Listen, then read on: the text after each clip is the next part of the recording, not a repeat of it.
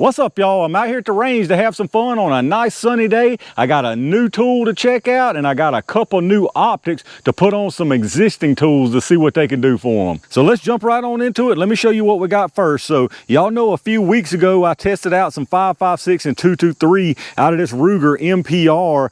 I had a little 1:8 LPVO on it, so I couldn't go above 8. So I really didn't feel good about those tests as far as getting the most I could, because I couldn't see as good as I wanted to down there at 100. So I wanted to make some changes to this. I'm using this Ruger MPR because it's an 18-inch barrel, and it's actually the longest barreled AR I have right now. I'm considering putting together a 20-inch in 223 Wild maybe, just to check that out. But until then, I want to make this a little more suitable for testing stuff at 100 yards. So that being said, as a coincidence, the folks over at SvBony or SvBony, whichever one it is, just happened to email me and want me to check out a couple of their optics, and a couple of them were 4-16. So a 4-16 ought to be absolutely perfect on this MPR. I figured to give me a little more boost in my crappy vision and give us a little better groups if this scope ends up being up to the task. But like I said, this is a 4-16 by 50 second focal plane. You got 1/4-inch click adjustments on it, lockable turrets on here,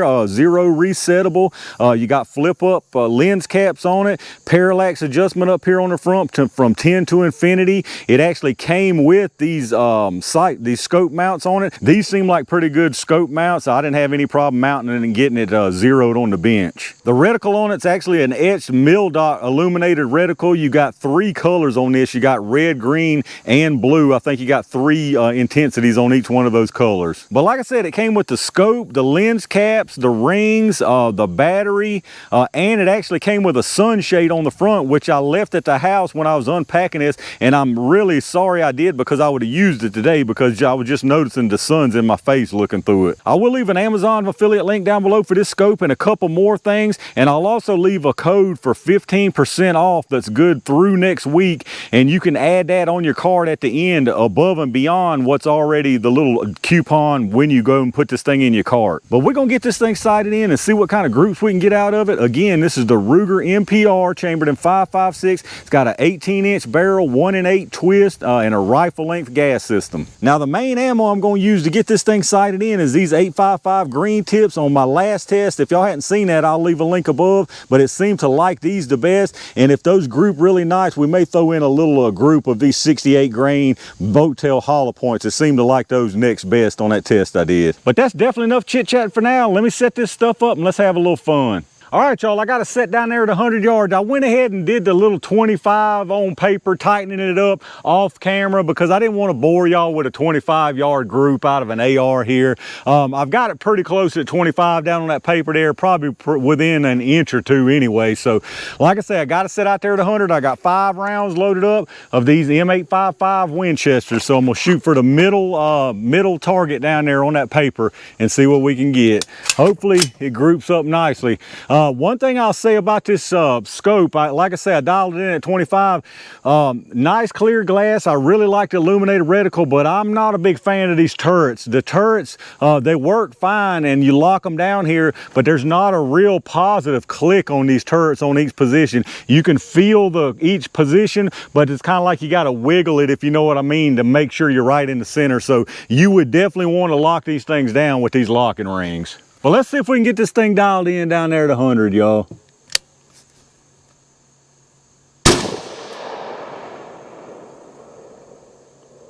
All right.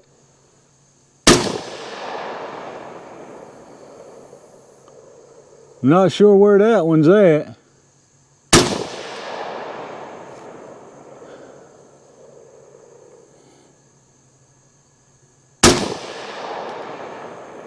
Y'all, I believe them things are stacking down there. Let's get this one more.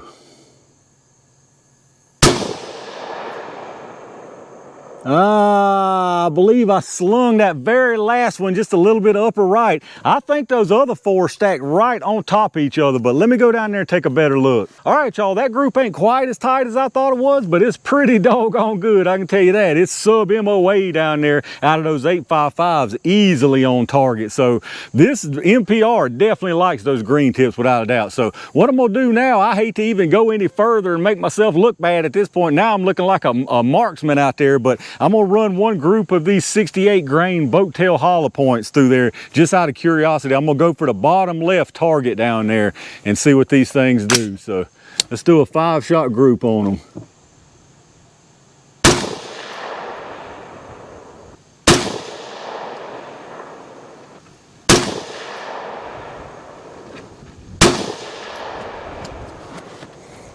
Well, let's do a 4-shot group. Let me check that out. I don't think that's near as tight as those 855s. All right, y'all, sure enough, that group opened up pretty doggone good from that so-called match grade ammo down there. So that's surprising. Well, not really surprising, because I saw the same thing out of the test we did with this same exact rifle on the other video. So I think what I'll do now is run one more group down there of the 855s again, just to see if we can replicate that nice tight group. So I'm gonna use that upper left-hand target up there to get it done with.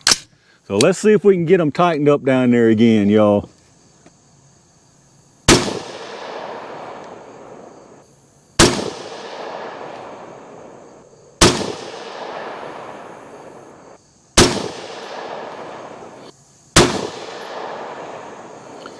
All right, I think I put a few of them right down there into the center. I'm not feeling as quite as good as that first group I took though, but let's go down there and check these things out. All right, y'all, let's take a look at what we got going down here. So as you can see in the center there, that was a fantastic group. That was the very first one, trying to see where I was at. I didn't even make any adjustments from the 25-yard zero. That group right there is definitely Sub-MOA. So 0.81 MOA on that first group there. Fantastic group with that 855. But then as you can see here, that match grade frontier stuff, those are the 4 I took. 1, 2, 3, 4. I didn't take a 5th one. So we might could say that was a flyer if you did. If you say that was me, then that wasn't terrible. The 5th one may have been in here, but I think I was pretty much on those. I just think this ammo, that rifle doesn't like this ammo quite as much, because the spread on this thing that's a 2.5 inch spread if you count all 4 of those. And then the last group up here was another 855. I can tell you right now, that one in the center, I could feel it. As soon as I squeezed the trigger, I knew that was dead center right there. So this, I know for a fact, this thing is zeroed in nicely with these 855s. Even the other 4, you got 1, 2, 3, 4 up here. That one could have been a flyer. Who knows? Any of them could have been a flyer. But if we measure the furthest points on this one, a 1.59, which is still not bad at all. 159, I believe that's the furthest point.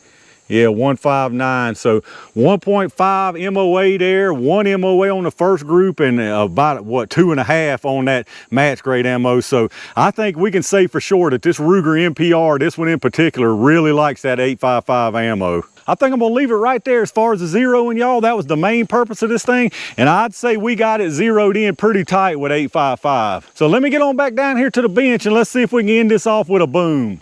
All right, y'all, let's see if we can end this thing off with a boom. I got us a double one down there. I got a big and a little boom, both together down there. So if we actually get this one, it ought to be a good one. Let's see what we can make happen, y'all.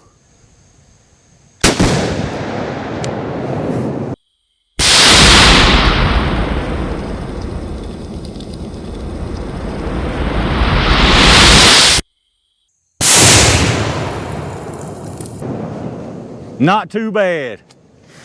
All right, y'all, I think that's a good way to end it right there. The SvBony optic on the Ruger MPR did a fine job out here today. I think this optic's gonna work out perfect for doing some more long-range AR testing on some different rounds. It seemed to hold zero, no problem out there. Nice clear glass. I really like the illuminated reticle on it. It lights up really nicely. The only complaint I've got about it, like I said, is those turrets. The clicks on those turrets are not real positive. They're kind of squishy turrets, so you definitely want to lock those things down with the rings after you get it set. But y'all let me know what y'all think down in the comments. Have you ever used any of these little SvBony optics? Have you had good luck with them, bad luck with them? Let me know what your experience has been down below. If you did enjoy the video, make sure to hit that thumbs up, subscribe to the channel, and click that bell notification icon so you can get notified when I upload new videos. Check out my affiliate links down below in the video description. You know the deal with the Amazon. If you shop through there anyway, hit that storefront first. It goes straight through Amazon like normal from there, and anything you buy, get a kickback from them towards the channel. Y'all already know the deal with those axle links down there. If you need some fantastic ear pro, hit those links up and you can save a pile of money instead of going straight through their site. Like I said earlier, I'll leave a link down below for this scope and a code for 15% off, and that's during your checkout. That's above and beyond the coupon that you can apply on the item page. I appreciate all my Range Gang members and every single one of y'all out there that supports the channel. I got a lot of good stuff coming your way, so make sure you stay tuned for that. And in the meantime, stay safe, stay prepared, and I'll see you soon.